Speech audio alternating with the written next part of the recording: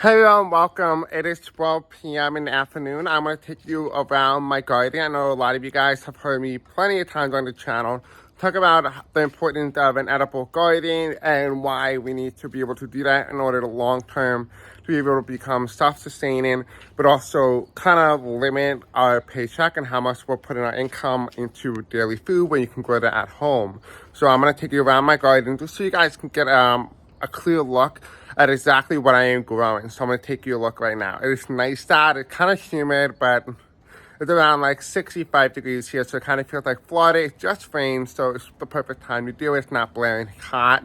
So I'm going to take you around my garden, and I'm going to show you what I have. So a lot of this stuff is not potted right now because we're still waiting for the summer season to be over. But this is an Alberta Gleason Alberta early peach, which is really cute because we do have a peach here already forming. Oops. You can kind of see here, it's almost ready. It's almost ripe here, but it's not quite there yet. But what's amazing about the tree is self-pollinating, so you do not require another tree. And it can, yes, indeed, live in New York. So this is really nice. It's about, if I was to estimate, about 5, maybe 6 or 7 feet tall, which is really nice. So what we have here as well is, again, another tree that's not planted. It's going to be planted soon. Is we have one of my favorites, which is the burgundy Japanese plum. Now, this is one of my favorite plums that they sell at the grocery store, but the problem with this plum, in particular, when you get it at the grocery store, is they sell brand or low quality foods just because it lasts longer on the shelf. Here, this is a natural tree, so when you get it off the branch, it's going to take 10 times better. So this tree in particular grows upright, so you can kind of see already, it is already about a little bit bigger than the peach tree. So it's about almost 8 feet tall, which is really nice. I'm going to trim it down, prune it, get it nice and ready. Again, this is a tree that can grow in my climate, which is really nice. Here we have is a very thin stalk compared to this stalk here. We have a very thin one. This is the honeycrisp apple tree. Right now, this is going to be planted in the ground. We got this one at Lowe's. I don't recommend anything particularly from Lowe's, but again, it was only one, and it's very hard to come by when you want to get an honeycrisp apple. So we are going to train this apple in particular to produce a lot of apple with a small amount of branches, but very strong branches. That is the goal here. So now as I walk you down here, we have this really nice, wonderful cherry tree, which is ironic because when I was asking Spirit knew that I really wanted a cherry tree. So I asked for it particular, and going to go to the nursery there, I wasn't expecting a cherry tree, this particular, because they didn't really have it, and they normally don't sell that. But when I was going there, I kept seeing 333 on the billboard of a school on the way to the nursery. And then lo and behold, I picked out and found out the only cherry tree, and the guy who owned the nursery had no idea where it came from. And the actual price, if you take a look at it here, it's actually $111. So if that wasn't a sign for me not to get the Black York sweet cherry tree, I don't know what is. This is also a tree that I can grow in New York, which is really nice. Now, you're probably asking, well, what are some other things, exotic fruit that you have that I really don't necessarily know that can actually grow? Well, here you see here, this is a kiwi, right? This is a growing kiwi plant. So this in particular is a Jenny. What's really nice about it is going to produce a lot of kiwi, and it can grow in New York. And so we're going to put this in the ground, and it's going to be able to survive at coldest -20 degrees, which is really nice. I'm going to have tons of kiwi here. So moving on, we have my very beautiful, wonderful pomegranate tree. It's about 2 feet tall here. It's about very green. When I got it, it was very yellow. But now I nursed it back to health because that's what I am, a healer. This is really nice to really see how beautiful the colors are coming in on the tree. This is a pomegranate tree, so it's going to produce pomegranate. And yes, it can live in our climate, but I prefer it to be in a container, only particularly because I'll be able to grow it and be able to move it indoor in case, the winter gets really harsh here.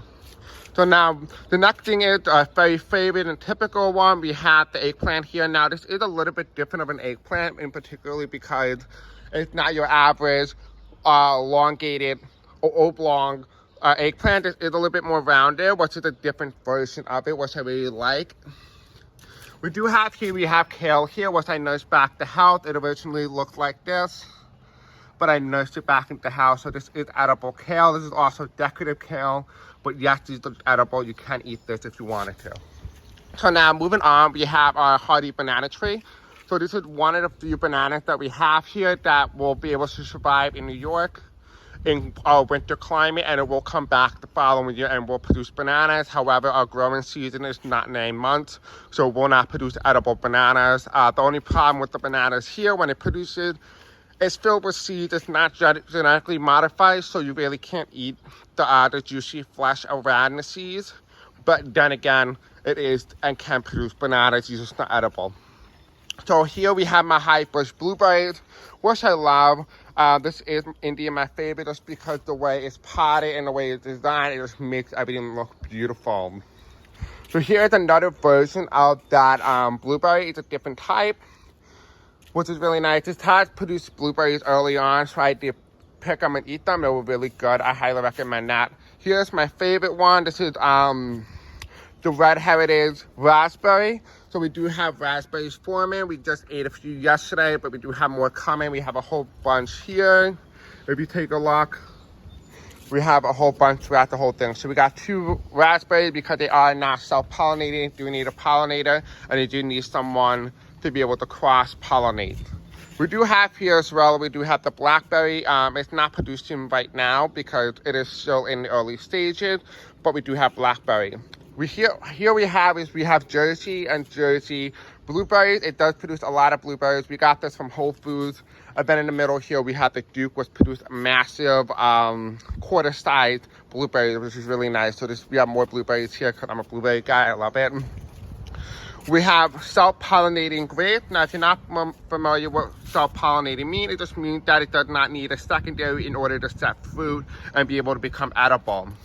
So I just bought 2 of them. I bought the red one, which is this one, and then we also bought the green one. So it produced 2 different types. They're both self-pollinated. They do not require a pollinator, but this will also, because they're 2 together, they're going to produce way more fruit than just by themselves.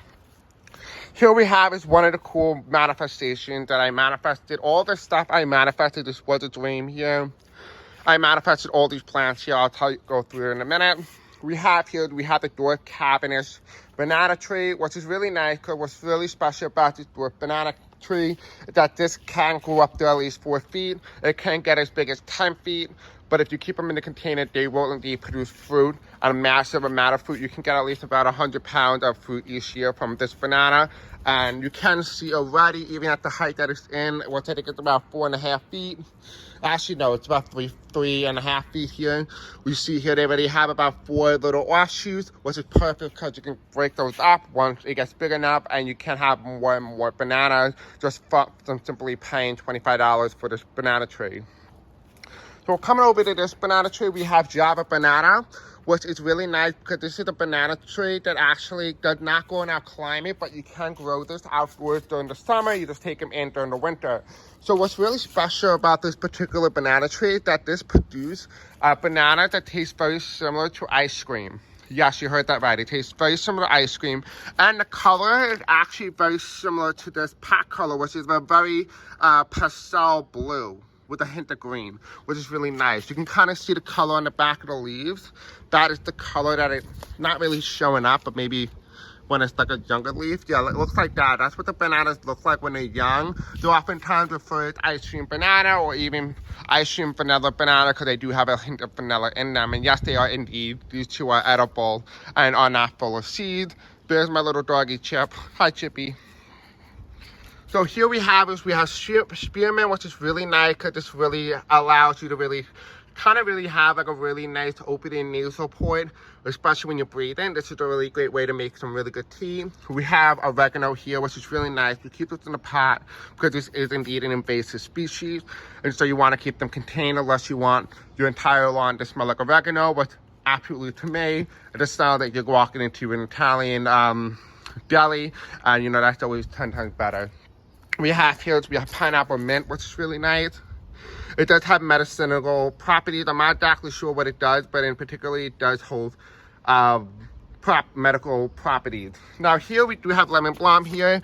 I took them from the ground because we used to have them in the old garden. It is coming back slowly, but it is lemon balm that smells so good. It smells like lemon Girl Scout cookies, so this is really nice here. And yes, it does smell amazing. We have mint that I grown from seed, which is really nice because this is a beautiful smell taste of mint. That is really nice when you make possum.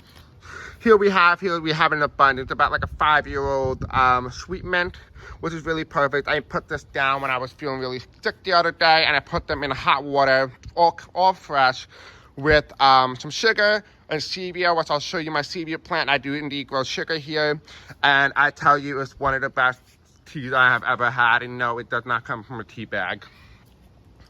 So yes, we do have some palm trees here, but they do not produce coconut, so I'm not showing you that. This is my dad's palm tree, and this is his little red banana. One sure this banana in particular produces bananas, but not sure. I'm a guy who likes to make sure I'm getting my money's worth and be able to get something out of it. So here one of my manifestations here. This is a Hamlin orange tree, which is really nice because it is indeed producing an orange. And what's so nice about orange trees is that when you bring them indoors, they are going to keep producing while you're indoor, and they give that little fresh fragrance of citrusy, which is so nice. I love the smell of citrus, which is just perfect. You can kind of see here, this is a little orange forming, which is real nice here. So this is indeed the Hamlin tree. So then I got, the Hamlin tree is really nice, especially for fresh eating, whereas the Valentina orange is really more so for like juicing. So if you want to get really some real good orange juice, this is what it is. So originally we had the Valentina orange and the Hamlin orange, and I was kind of upset that this wasn't producing any fruit like it's supposed to, where this one is already producing fruit, even though these two produce fruit at different time frames. So I went back to the nursery and I got lucky because, you know, my manifestation skills are quite good. Not gonna brag here, but we do have a lot. And so I found the same exact one, the Valentina orange. What's the odds are? They have Valentina orange, and they are indeed producing a buttload of different type of fruits. So let me try to find you some more here. We bring you around. Yeah, so we have a whole bunch of oranges here, more here. Let's see what else. Oh yeah, we have a whole bunch here. It's kind of hard to see because they're like green. So we have a whole bunch of oranges, which is really nice. So we're getting a lot from this particular tree. All these orange trees in particular do not grow in our climate during the winter, so they have to be brought in style, which is really nice. My mom does not mind it because it just makes it all natural fragrant, so it does not naturally make the house smell 10 times better. So this right here is actually, I just brought these two are new here. So these two are new. This is a Murcott honey tangerine. So this is a tangerine tree, which is really nice because I wanted a tangerine. So you can just pull off a little orange and you're going to be able to eat them, eat the flesh, which is really nice and amazing. We do have some more hardy banana trees. We do plant them in the ground here, so they're going to produce little offshoots, which is really nice here. So when next year comes, it can get as tall as 12 feet, sometimes 14 feet tall by the end of the summer, which is real nice. Something that you guys didn't know is that actually if you cut off these leaves, you can wrap your food in them, especially if you don't want to use tin foil. And this will add, It will add antioxidants into your food and be able to help fight off diseases and also build up immunity, which is really nice because this is edible indeed. All right, so let's take you to my garden. Now we're going to get some more in. We're going to get some more stuff next year. This is what I'm hoping. This is the garden. I do a lot of the work here. I am a gardener. It is what I do. So this is grown from seed. I believe this is cucumber I think this is indeed a cucumber. We've grown this from seed, so we'll see, which is really nice here. What's so nice about gardening, people always say, oh, Chris, it takes so much, it costs so much money. Yes, and necessarily that is true. It does indeed cost a lot of money for the initial start, but the long-term gain, it cannot compare. Because you can actually, just say for example, you can take this plant, right? You can take the seeds out of the cucumber, dry it up, put it in a paper bag for next year, and you can have $100 worth of seeds for next year. So you can get a lot more of your money than just say if you were to buy it at the grocery store. The grocery store isn't always an option, which is really nice, but you always want to be able to grow your own food. So we have parsley here, which is really nice. I love the taste of parsley. It really complements, what's it called? It really complements like garlic. So we have more basil here. It is coming back now. We did have the heat wave. West basil, Tennessee does not like a lot of heat. So this is cilantro. This is another plant that I grown from seed here. And so if you look closely, let me just zoom in here. If you look closely, it's starting to go to seed already, which is really nice because people are like, oh my God, seed is not good. Especially sometimes you want cilantro to go to seed because when that seed dries, these can become coriander, which is a spice. So you can grow cilantro and also spice simultaneously, which is really nice. Here we have stevia, which if you take off the branch and eat it, I'm not going to eat it because I just spray them with chemicals.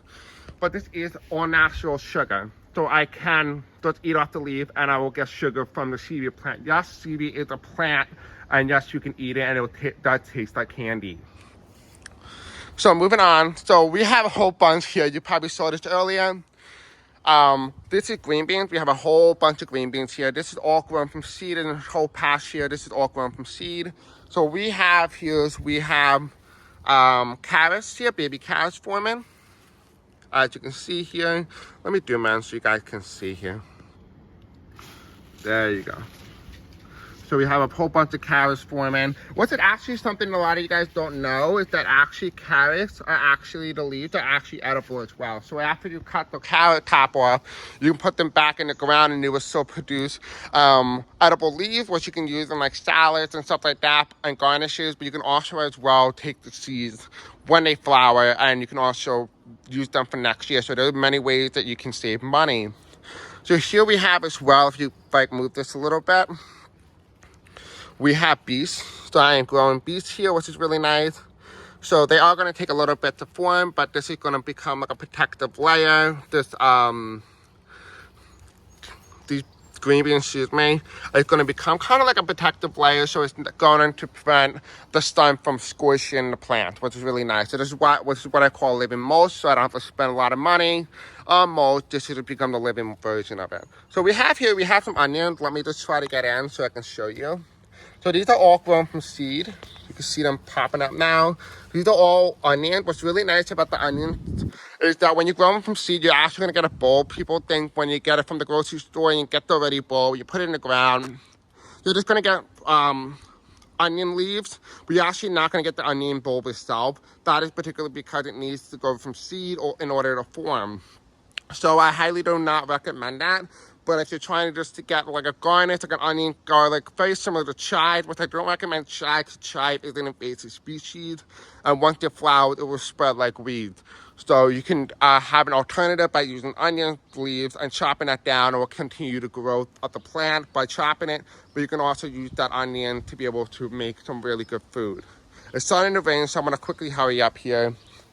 We have some really nice radishes. Yes, the caterpillars are indeed eating away at it, but you can see here that there are radishes forming, which is really nice. I can just pull them out and eat them, which is really nice. Here we have some celery, which is real nice. It actually looks very similar to the leaves of parsley, but no, that is indeed celery, and we are indeed growing that from a store. So we did get this from the grocery store. We have some cherry trees here. We have cherry tomato, beefsteak tomato. We have a whole bunch of cherry here, and then we have beefsteak, which you can kind of see if you look here. We have some beefsteak.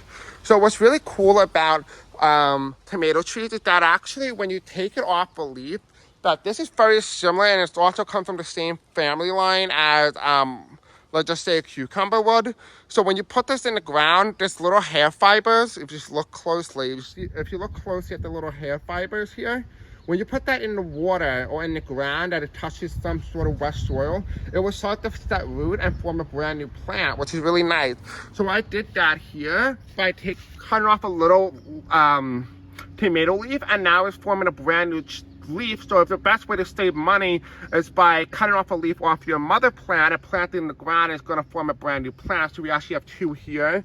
If you look closely, these are two tomato plants that I got from one plant, which is really nice, especially if you want to propagate, but you don't have the money to do it. There are some ways that you can be able to save money using that. So here we have is my pepper plants here. This is my love, this is my life here. Pepper plants are occasionally for me when I grown them in the past. I had a lot of difficulty, but now I do not, because I learned that you actually have to cut them down in order to force them to grow and create this sturdy root system, which is really important for when holding peppers. So that is what I'm doing here. We have a whole bunch of peppers here forming, which is real nice. We have another pepper plant here and then a baby one there. So this is really nice. We have red, yellow, and red crushed peppers. Then we also have the famous zucchini plant. Everybody knows all about this. It is indeed suffering from mildew, but I can easily fix that just with some spray. But we do have a really nice zucchini forming. So I forgot to show you guys, I'm going to quickly show you here. We have a pear tree. This is a pear tree that I am growing. What's so nice about this pear tree is it is a pear tree that kind of tastes very similar to Harry Potter's butterbeer. So I did buy this here. We are growing this from the ground, hoping to build up that root stock. So when we plant them in the ground here, that they will form a lot of sturdy root system and a sturdy stem, so that it can be able to hold the fruit that it is projected to hold. So this is going to be a pear tree, which is really nice. It is still pollinating, and it is going to produce a lot of pear that is very similar to candy. So we have another burgundy plum tree, which is very similar to that one right there, but this is the baby version of it, and we are growing that from the grafted root system, which is really nice. So this is going to form another plum tree. My goal is in the future to get a bubblegum plum, what tastes and smells just like bubblegum, which is going to be really cool and interesting. Same thing with pink lemonade blueberry. Yes, there are a lot of varieties that we're going to get in the future. So last thing I do want to show you guys here, we do have rosemary, which is real nice. I do grow a lot of rosemary here. You know, you have to cut them down so they can get bushier and be able to form more rosemary. And then here we have the dead version of it. It's going to come back next year. But what's really nice about it, you want to let the leaves dry. You can pick them off, put them in a container, and you can use that as seasoning as an all-natural drying agent, which is real nice and it smells so good. So you can use that when you're cooking potatoes. So I'm going to show you my olive tree, and then we're going to end off the video here. And so here's my olive tree here. We have a really nice, beautiful olive tree. This is an alpida. And what's really nice about this is going to end up setting fruit of olives, which is really nice, and it is self-pollinating. I am probably going to get another one sometime in the future, a really lot bigger one, so we can get food ahead of time. But again, like I always say, my family's always like, well, Chris, why are we going to get this stuff? You're going to have to take years to get it. Eventually, it doesn't matter because those years are going to pass anyway, so you might as well plant them now. You're going to reap the rewards later on. So I can go over with you guys how to really start a cheap gardening system, but that is something you're interested in the future. But this is the way that we can go to become self-sustaining, especially in a world like this. So yeah, guys, that is my garden. I do hope you guys like it. Let me know in the comment section below what you do think of today's video. I wanted to show you my garden. If you want another update, just let me know in the comment section. I'll give you guys an update. It smells so good. All right, I'll see you guys soon. Bye.